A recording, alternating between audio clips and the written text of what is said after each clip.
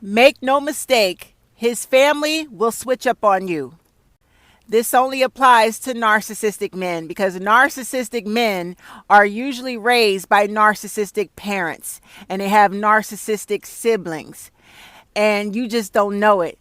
You will step into a whole snake pit fucking with these people and the man you're dating will line you up, set you up for the kill.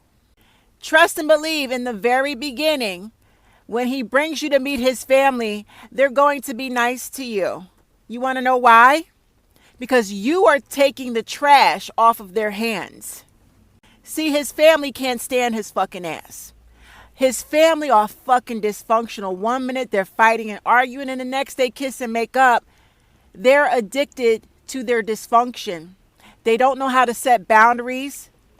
They're meddling in each other's business. They stay meddling in each other's relationships and marriages. They're all fucking miserable in their fucking relationships.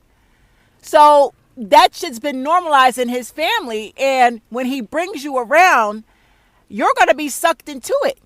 You don't live your life like that. You, before you got with this man, you was healthy. You was thriving.